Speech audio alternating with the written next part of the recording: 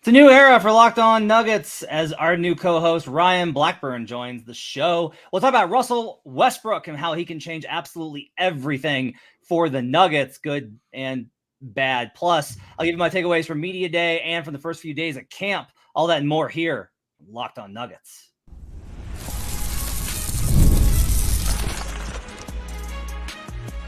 You are Locked On Nuggets, your daily Denver Nuggets podcast. Part of the Locked On Podcast Network, your team every day. Welcome into Locked On Nuggets, your daily Denver Nuggets podcast, part of the Locked On Podcast Network, your team every day. Thanks for joining us and making us part of your day. Checking us out Monday through Friday as we have shows rolling with you all through the week, starting now as the Nuggets season has officially begun. Today's show is brought to you by FanDuel. You can start the season with a big return on FanDuel. Place your first $5 bet, and you'll get started with $200 in bonus bets guaranteed. Visit FanDuel.com to get started. My name is Matt Moore. I'm the senior NBA writer for the Action Network. I'm co-host of Locked On NBA on Tuesdays, and joining me tonight is the newest member of the Locked On Nuggets family, Ryan Blackburn. You can follow him on Twitter if you're not already at NBA Blackburn. Young man I have known for many years from when he was starting at Denver Stiffs. He and I battled, and ultimately we looked at a lot of like really great people in the Nuggets online community and went back and forth. And it honestly, like, I'm still ill from my illness last month. And so I was like stand up nights being like this, but then this, but then this, but this other thing. But ultimately we feel pretty confident that Ryan is the guy. We'll talk with Ryan about why he decided to join the show, why we decided to have him join our little family and community here at Locked On Nuggets. We'll talk about Russell Westbrook and how he can change absolutely everything for Denver, given the comments that have come out of training camp. And we'll get into some camp takeaways. I didn't get to do a show on Media Day because I was not in a great place physically, but I have some takes that I got to fire off. We'll also talk about the cat trade to the New York Knicks. Ryan, welcome to Locked On Nuggets. Thank you, Matt. Obviously, it's been in the works for a little bit here. I'm very excited to be here with this crew, with you and Swipa. It's unbelievably difficult to replace Adam Morris. Like, nobody can replace Adam Morris. That's never going to be a thing. We were talking about this before the show. World's Finest is retired. That's its own separate thing. We'll have to come up with a new name, obviously, for our particular duo. But reading the chat, like, it's really cool to see a lot of people excited to see me here. We've done the Denvengers shows. Those have been a lot of fun. And I just love talking to you. I love talking to Swipa. This is my crew. This is my people. And there's nothing I would rather be doing right now than being able to chat and hang out and just do everything that we always do kind of offline, but be able to do it together in a venue like this. So I'm really, really happy to be here, man, and excited for where this is going. Ryan, his analysis is sound. His perspective is deep. His work ethic is tireless. Ryan is, in my opinion, the hardest working person in the Nuggets media room. He is there at almost everything. He is always looking to find the best angles and the closest thing to the truth when it comes to the Nuggets, but also, and like I mentioned this a lot when on Adam's last show, that one of the struggles that I was going to have is my perspective is always like who does the best analysis, but this show deserves also, it needs to have Nuggets fans on it. And Swipe is a Nuggets fan, and Ryan's a great Nuggets fan. Like, Ryan is invested in this team. And that to me is really important to kind of balance things out. He mentioned the Denvengers show, which is appropriate because I named us World's Finest off of the Batman and Superman cartoon, not cartoon, comic, because it was a nice counterbalance of kind of how we approach things with Adam as like the symbol of Nuggets fandom. And I was, the millionaire white jerk using privilege to that overstates it just a little bit. Yeah, people. Okay. But I also the big thing is like this is much more like Captain America and Iron Man. Like this is like in Civil War, a little bit of tension, which is good, I think, for the shows. But you can rest assured. One of the great things here too, I think, is Adam had to be at the DNVR bar a lot, and so I'm really excited for the fact that we're going to have two guys at the arena for home games, and we'll be able to provide you a little bit deeper coverage that way, where we'll be able to say like, hey, I talked to so-and-so in the locker room and give those kind of perspectives. It's going to increase our ability to do post-game shows because we're going to try and do more post-game shows on top of regularly scheduled shows throughout the week. So you can look forward to that. We're still firming up that schedule, but we are talking about basically increasing the number of podcasts that we're looking to do. Some of them will be quicker post-game to kind of get you in and out and tell you what happened with the game and notes. And then that will allow us to not recap on the full day shows because that way we can like dive in and do all sorts of stuff. You want to support Ryan over at his other podcast, Pickaxe and Roll, and his work at Mile High Sports. You want to go ahead and support him over there. And we're extremely grateful for them allowing Ryan the opportunity to join us. We're excited that Tegna and Locked On Network decided to approve Ryan for coming on board. And we're just excited to have Ryan. It's going to be a great season. It should provide us with even better coverage. You guys know Ryan. He's been around. He is relentless. He comes up with thresholds that have absolutely no basis in reality that help people win the MVP award. Like all sorts of things that Ryan brings to the table. And I'm so excited, Ryan, because now I don't have to be the guy that defends Jamal on here. Oh yeah, I mean you got to have somebody to do it. So because I had to do it before. For the last 2 years. I've had to be the guy to be like, well, he is really good, and now I don't have to do that anymore, which I'm very excited about, especially after how he was at Media Day. It was not my favorite Media Day to say the least, but I do think that there's gonna be a lot of things here, and I do want to make sure to give credit to Mile High Sports for just continuing to allow me to do this. I know that this was a struggle trying to figure out how to kind of make both Nuggets podcasts work. For everybody here, I'm gonna be doing both. That has not changed. My commitment is extra. This is going to be a ton of work that I am excited to do. And I'm really looking forward to the opportunity to be able to kind of have a different perspective on Pickaxe and Roll, where that's a little bit more solo oftentimes. Sometimes I'll have a guest on, but a lot of times it is just solo going really, really deep. And then with here where I can really be like having conversations and talking with Matt and with Swipa, and then occasionally solo here as well. I'm looking forward to seeing where this goes and just how this season is going to go. But yeah, with Jamal Murray, that is going to be an interesting kind of battleground for the two of us throughout this season. Now you got paid. Now it is really go time. So I'm with you on that one. And we don't have to worry about him being injured because, as he said, he's fine. He's fine. Yeah, that's it. No worries. On the other side, we'll start getting into the actual show. We'll talk about Russell Westbrook. I want to ask Ryan this question. Is there a chance that Russell Westbrook really could change everything for the Denver Nuggets? We'll talk about that next here on Locked On Nuggets.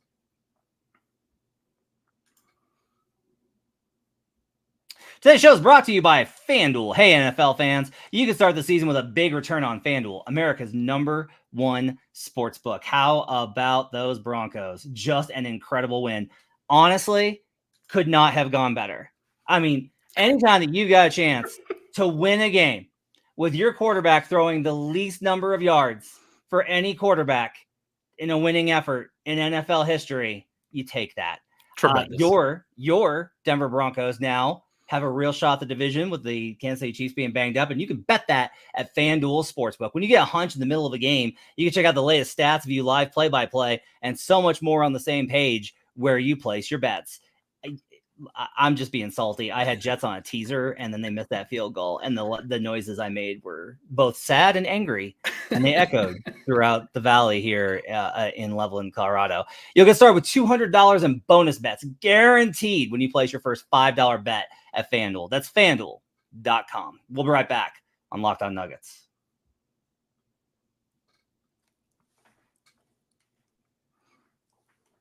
Back here on Locked On Nuggets, thanks for joining us and making us part of your day. Thanks for being an everydayer. Thanks for making us your first listen. Make sure to make your second listen Locked On NBA. You can catch me on Tuesdays on that show. Going to be some big changes on that show as well, which we're very excited about. It's going to be a really great season there. Make sure you go and subscribe to Locked On NBA. Even if you're like, I get enough of Matt, I don't really need more. Then you should just still listen because we got so many great hosts that give you good perspective coming from their own teams and their own markets. Lots of great people over at Locked On NBA. So look, Ryan, I knew that Russ was going to be a focus of Media Day. And He comes up for media day and he sits down and he's on his phone for like the first 35 seconds. I was very scared. I'm not going to lie. And like, I was really scared. And I was like, here we go. All right. We're just going to start off this way. But then he was really great. And then he was like really engaging. And it was a really great media session, despite the fact that you stole my question. I absolutely did. Let me tell the story about that real quick. So I asked the question about Russell Westbrook and the Westbrook Academy that he has now founded and put together with his wife Nina in Los Angeles, in the South Los Angeles area. And it's a really big deal, like being able to build a school. Like LeBron James got an absolute ton of credit when he initially did that, rightfully so. And it's a softball question for any reporter to be like, hey, let's get in the good graces of the new guy. Let me ask you about your charity work. And I know exactly what Matt was thinking. He texted me in the middle of that. It was hilarious. I was so excited to ask him about it. I was like, I'm going to suck up to Russ and like get off on a good nut. No, just completely ganked it. So, but look, Russ was there. And then the next, and you know, there was kind of a question of like the energy right off the bat and about like what Russ had brought already in the runs. And then Malone, day one after practice, says there was a different vibe with Russell Westbrook. Malone's complained for years about how quiet this team is. From Paul Millsap to Aaron Gordon, everybody, like they just don't have guys that talk or yell. And like Russ is a guy that is always going to talk and is always going to yell. And that energy amping up things, I think, is pretty palpable. And so you have quotes today from Aaron Gordon talking about how hard he plays and how loud and like how intense he is all the time. Yeah. And look, that intensity can have drawbacks. We'll talk about the other side of this, but I think you and I both get the impression that at least in the immediate, Russ is bringing something that has not been there, and it's a good thing for Denver right now. I think so. I honestly think everybody to a man has absolutely said Russell Westbrook has made an impact with his attitude, with his energy, and with just going hard. And he said at his initial presser that like one of the reasons why he was brought in here, I actually asked him about being in the point guard room with Jamal Murray. He wants to push Jamal. He wants to push him to be the best person that he could, the best player that he can be, best option that he can be. And that's kind of a different perspective than I really thought he would take on something like that. But I'm excited for it. I think that this is something that I wasn't like, you knew that Russ was going to go hard, right? You knew that he was going to be that guy who was absolutely going to amp up the energy on a consistent basis, but everybody seems to have responded to it. And I wonder if this is something from kind of a championship team perspective where things can get a little stale. You've mentioned this before. How do you kind of send the same message in a different way? And I think the message with Russ is that you got to bring the energy from the jump and really get a jump start on all this work. Yeah. And so Lakers fans in particular are right now, like they're going to be there pretty constantly every time that there's anything positive said. Which to me is always like, when you look at Russ's career, is Russ a disappointment from the level of being an MVP winner, an All-NBA guy, and the playoff struggles he's had, and the fact that he hasn't won a title? Yeah. Russ in his prime won a bunch of series. He won a bunch of series, won a bunch of playoffs. Like, this is not a guy that went out in the first round every year. And so, but there's this like middle ground where he kind of falls, where he just kind of falls short. And the Lakers experience was really bad. Now, there were times in which like it really was painful watching him with the Clippers. There were times in which he was really good. Yeah. And there were times when it was really bad. There was times with Houston where it was really bad. Washington, honestly, was pretty good because like he was the best option that they kind of had. The key here is that Russ is bringing energy, which is great, and a new vibe, which is awesome. And he's going to, help them get downhill, which maybe that's how that to me, I continue to think is probably how the coaches are going to approach that second unit is like get stops, get out and run. I'm not an NBA coach. I think that's a mistake. I think you need more structure. I think you have to build these guys up with some level of augmented structure because I don't think it's as simple as get stops and run. We just have seen that doesn't work. They're hoping that Russ will change that. There's also like a very good chance here that by Christmas, Russ is a minus 57 net, not per 100, but like raw net minus 57. That they've lost his minutes by 57 points, and it's bad. and it's very apparent, and it's sticking out like a sore thumb, and it's just not working. That the clunkiness is there with him and Jamal in units, that they can't play together, that the second unit lacks dynamicism, that Saric is underutilized because they can't really figure out how to make that work. Like, it's entirely possible. And like, you're going to hear groans at Ballerina when he jacks up a three, and you're going to hear groans at Ballerina when he goes too fast to the cup and misses a layup. Like, these things are going to happen, and it's going to be painful. And the question is always like, does the good outweigh the bad with Russ? And that balance is pretty tricky. And the idea for Denver is that the surrounding structure is so good that it will lift Russ up. But I don't want to sit here and like, this is all going great. Like, this could really be everything. You also have to cover what's happening in the moment. And it would be dishonest for me to be overly skeptical and cynical right now, because the things that we're hearing out of training camp are genuinely that this is making a positive impact on the team. Yeah, that's what you want. You want to make sure that everybody is approaching things in the correct way from the jump. You want to make sure, and like it does feel like the respect level for him has, I think, been a big part of this, where the young guys like Peyton Watson and Christian Brown, they have grown up idolizing somebody like him. I think the veterans, and DeAndre Jordan's one of his best friends. Aaron Gordon clearly respects him. I think Jokic clearly respects him, and that was one of the reasons why he was here. I don't know about his relationship with Jamal, but it sounds like they've been clicking.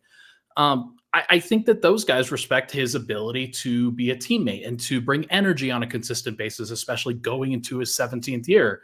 And then it's going to be on Michael Malone to pull the right strings, to not be overly ambitious with what Russ's role is going to be. Like, there is a possibility where Michael Malone actually views him as Bruce Brown in the role where Bruce Brown was playing 28 minutes. And that is probably not the one that you want Russ to be.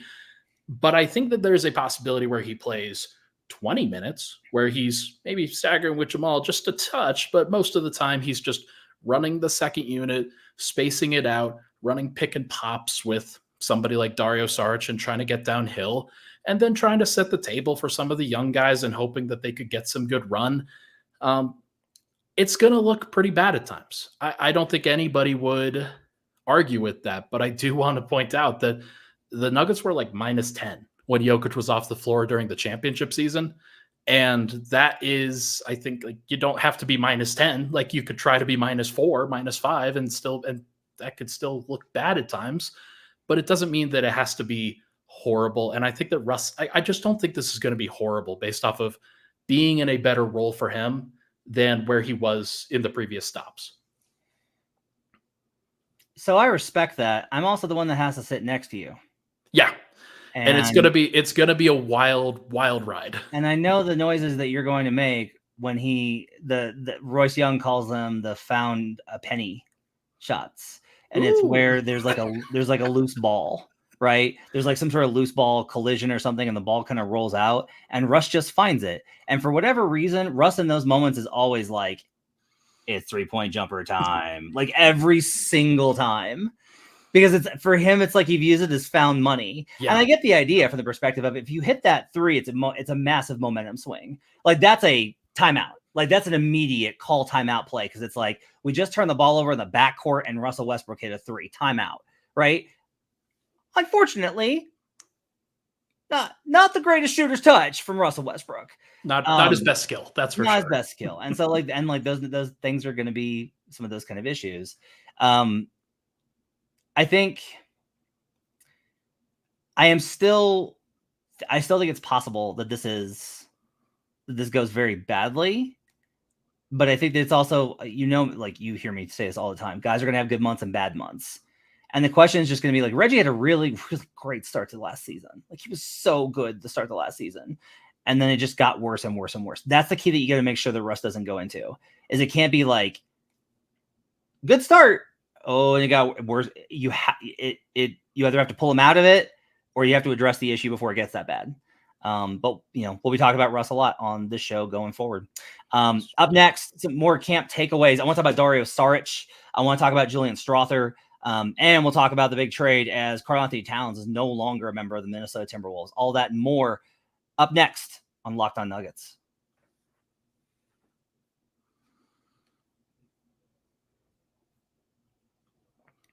Today's show is brought to you by Game Time. Avalanche season is right around the corner as well. You got Nuggets and Avalanche both kicking up.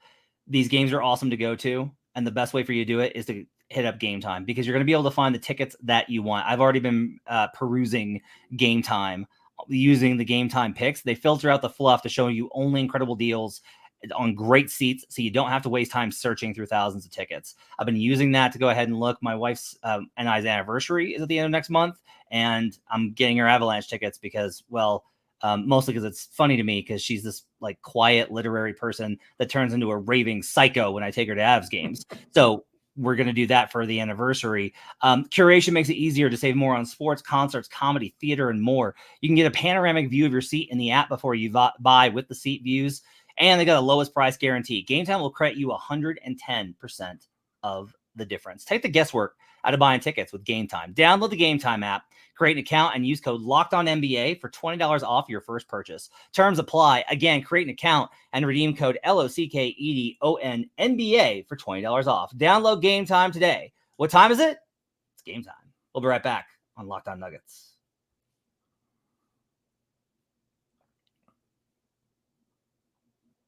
Back here on Locked On Nuggets. Thanks for joining us and making this part of your day. I did mention during the ad there about the Avalanche. Make sure to check out Locked On Avalanche. Those guys do an absolutely phenomenal job. And I know that because my wife tells me all the time how much she listens to them, and she doesn't listen to Locked On Nuggets. So make sure to go check out Locked On Avalanche because they're absolutely awesome, and those guys do a great job. Check out Locked On Rockies too. It's funny, for an anniversary gift, my mom, she would absolutely want to do like a massage or something, and Karen's just going to go right to the Avs game and try to bang on the glass a little bit and yell a little bit for hockey. I love that. That's great. She shouts obscenities. She throws up the middle finger. She threatens the officials. Let loose, baby. Let's go. I mean, like the kids are just like, Mom turns into a different person at hockey games. And I'm like, yes, kids. Yes, she does. Let's talk about Media Day and camp and some takeaways here, because there were some things I wanted to kind of hit that I didn't get a chance to talk about. First off, let's start right here. So I don't think we're surprised that it's like, hey, there's going to be an open competition for the 2-guard spot. Nothing is guaranteed. I will say, Ryan, I'm a little bit surprised that it is very solidly a 2-man battle between Christian and Julian Strawther. I agree. That's the name that Malone kind of mentioned, and those are the two that are battling. Christian has run with the ones. I didn't make it to practice on Saturday or Sunday, so you can tell me if that's changed. I would assume that he's run with the ones. I still think Christian is a heavy favorite to get this spot, but I do think it's interesting, at least, that Julian has apparently played well enough in Malone's eyes to get him in that conversation. Like, that's a carrot in front of Julian Strawther, is like, hey, he may not get there, but this gives him something to push for, because there's a legitimate chance that he could wind up snagging the 2-guard spot. That is a second-year player who played 500 minutes last year and shot like 28% from 3. That's an incredible kind of shift. And Michael Malone has talked about previously how last season he would call more plays for Julian Strawther early in the season for more than anybody else. Oftentimes that's because the bench was taking a lot of timeouts. But that is, I think, an important factor here, that he trusts what Julian is going to do with the assignment that he gives him. And I think that trust, has clearly earned him the right to call this a competition, because Christian Braun's a 3rd-year player. Julian Strawther's a 2nd-year player. Yes, there is a level of experience here that Christian has from the championship run, and he's played in a whole bunch of games. So I don't want to belittle that in any way, shape, or form. But you can see it with the talent with Julian. Like, he is a big shooter who I think is a better defender than people realize, and has a little bit more off the bounce than I think he showed during the rookie season. Whether that actually translates or not in the second year remains to be seen, but it is fascinating. Christian, to be fair, has only really ran with the one so far. I think that in the split session that they did earlier today, Julian was with the second group and Christian was with the first group, which included the starters. So I'm not surprised that this is happening. I'm sure that Christian will get most of the run with the starters, and it might just be a theoretical like sort of battle, but I do think that it's at least notable that he played well enough. I agree. Yeah, I think it's promising. I think one of the things that I think everyone's kind of watching out for is like, are we going to get to a point where are there any signs that Malone's unhappy with the starters enough to be like, hey, I might put Russ in, which messes with the entire rotation and causes absolute mayhem. And the front office would not be happy and ownership would not be happy. And then like we get a whole thing. So that's something that I don't think it's likely at this point. I think it's very unlikely at this point. They seem to be kind of coming together. One of the other things I will say is I didn't think the Dario Saric was like a nothing signing. Like he was one of the bigger signings that they had this summer, right? The bigger signing because they didn't have any options. But it is notable to me that the guys raved about him. That like everybody's like, God, Dario's great, man. Yeah. He's a player. Okay, I gotta put this. Oftentimes, I think players overstate guys from the perspective of what it's like to play against them or with them when it doesn't actually translate to results. And in some ways, like that objective view has value. But I think in particular for this team in the role that Dario is playing, the fact that Aaron Gordon and Nicola and everybody seems to be like, yeah, man, Dario's great. Like he's just got great feel. And like, we know what he brings to the table. Like everyone being very positive about Dario Saric, that to me is like a very positive sign for what they're going to be able to do going forward, because I don't think that Dario's ever like Dario understands his limitations and isn't trying to like impress anybody. Like he's a professional basketball player at this point. And the fact that everybody's so confident in him, I think is a really good sign. He was great in media today too. Like just a lot of interesting takes, a lot of interesting things that he had to say. He's very verbose. Surprisingly, like he still has a little bit of an accent, and like that's probably something that he's continuing to work through. But he's been great. Like I've been very interested to hear what he has to say. A great shooter from the outside as well, and I think that that's a part of his game as you sort of develop and lose some of that athleticism. He obviously tore the ACL, and that really helped him. He suffered from that with the Suns. Coming back from that is hard, but it can help you with as a like kind of open up your game as a shooter a little bit again. And he was a good shooter before. So I'm curious to see what it looks like. It's one of the reasons why I think the bench has a bit of a higher floor than I think people understand. Dario's like, he's legitimately good. And I did not expect that. And I know, look, it's training camp. I'm clearly drinking the Kool-Aid at this stage of things. I don't want to overstate things too much, but I think he is a different level of player than I was expecting coming in. I mean, it makes sense. He's over the age of 25, so you thought he was nearly dead. I thought he was like decrepit and right. Like the skin's just becoming paper. Like it's just, it's clearly a problem. Like you push him over with a stiff breeze. Ryan and I's constant battle is, and like I've worn him down over the years, is horrible.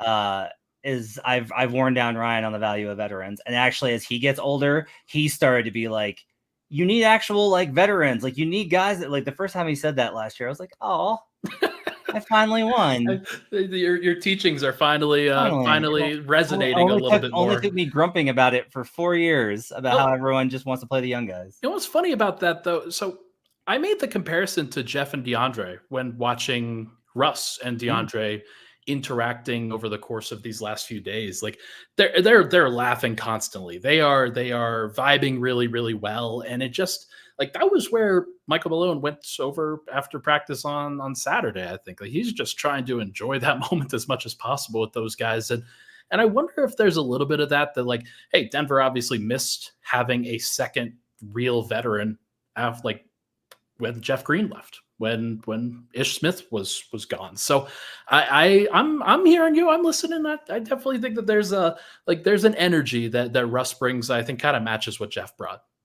The most interesting thing for me from Media Day was actually the dichotomy between Malone and Booth.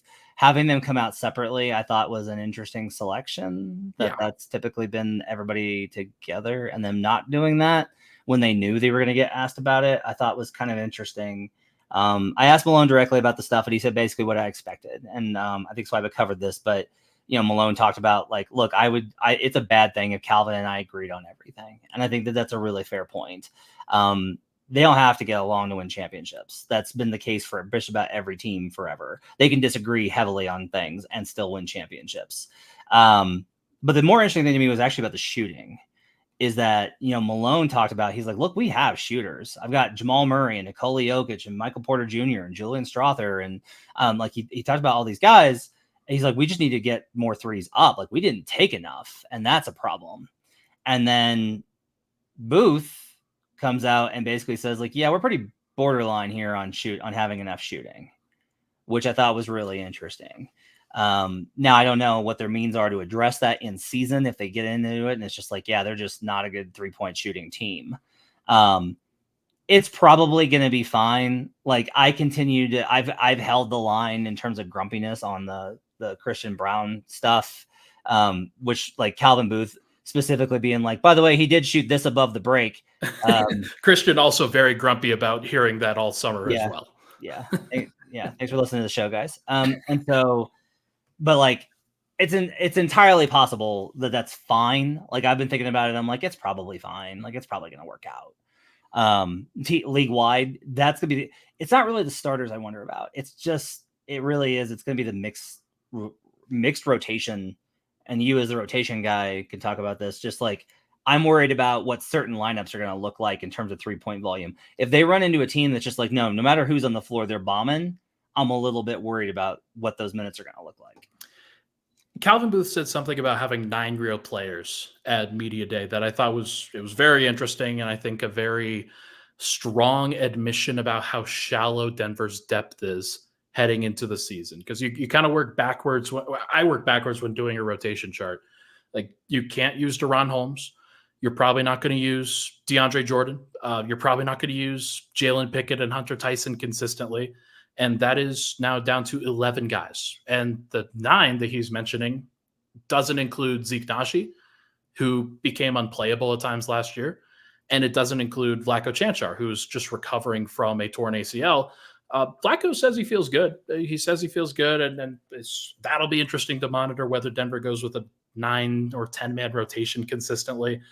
But I do think that I agree with you that Denver's going to have to find consistent groups that when Jokic is off the floor, that they feel like they can rely upon consistently. I like the Michael Porter look that has him playing the 4.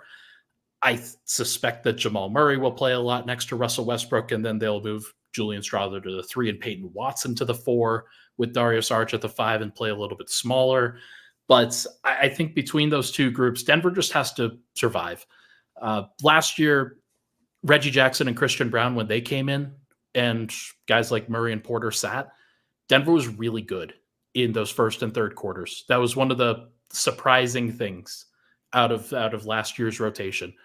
I think with Jokic and with a good formula, you're probably going to be fine. It's going to be about the playoffs. It's going to be about figuring out which of those guys he can trust, that Michael Malone can trust, that Joker can trust, that Jamal Murray can trust heading into a playoff run. And there's just a lot of questions about that right now. All right, I need your 90-second takeaway on the Minnesota Timberwolves trading Karl-Anthony Towns for Julius Randle and Dante DiVincenzo. First inclination was positive for Denver's perspective. Karl-Anthony Towns was great in that Nuggets series overall. There were moments where he wasn't perfect, but overall he was one of the guys, especially in Game 7, that kept Minnesota in it while things looked like they were falling apart. His defense on Jokic throughout that series was tremendous, and just having size, athleticism, and shooting is such a valuable asset when teams are matching up with Denver. Now they go to Julius Randle, who still is big, but not as big. Still has, like he's still skilled, but he's not as skilled. And he doesn't shoot the ball as well. And his decision-making, I'm commenting on Karl-Anthony Towns' decision-making, it's not as good. And I think that the Randall Gobert front court is going to be fascinating to watch. DiVincenzo will help them, and there will be lineups where he plays with Ant in the backcourt. But I do think that they are worse. And the Knicks got really good. They did. I still have concerns about them. I still think they're a little overrated in the market. I think they're going to be good. I think one of the things that they may have done, though, is they may have corrected to try and match up with Boston, which leaves them vulnerable to other matchups. For Denver, like I'm sure Calvin Booth and Tommy Balchetis and the rest of the front office and the group text were just like, well, that worked out nicely. That's like just a huge relief. I will also say this. I don't know if Julius is going to be there the whole year. I don't look, I would expect right now with media day tomorrow for it to be like, yeah, no, we're excited to have Julius here. But like, it wouldn't shock me if they moved on from Julius by December, if they found a deal, because there were already reports that the Pistons and the Hawks were both interested in trading for Randall. Those are both on brand. So if the Wolves are able to turn this into, hey, you had Karl-Anthony Towns and you turned him into Julius Randle and Dante DiVincenzo, but instead you turn Cat into Dante DiVincenzo, that Detroit pick, Tobias Harris, who becomes trade eligible October 6th, and another first round pick, you've done pretty well. Sure. Like you're able to kind of move this stuff around. So it'll be interesting to see kind of how this goes. I worry about Julius being so on ball, like he's an on ball creator at this point, and that makes them less prone to threes. That's problematic. There's a lot of ways that I think the Wolves were worse. I just don't know how much worse they were, especially because DDV is so good. We'll talk about this more throughout the week because I think there's more to chew at on this bone in particular. That'll do it for Locked On Nuggets. My thanks for new host Ryan Blackburn joining us. He'll be joining us throughout the week. You'll see more of him. Make sure to follow him on Twitter at NBA Blackburn and catch me at HP Basketball. Make sure to check out Locked On NBA on Tuesday. Let us know what you think in the comments about, can Russell Westbrook be the game changer that the Nuggets need? Let us know what you think in the comments at youtube.com/LockedOnNuggets. Thanks for joining us. We'll see you guys again next time on Locked On Nuggets.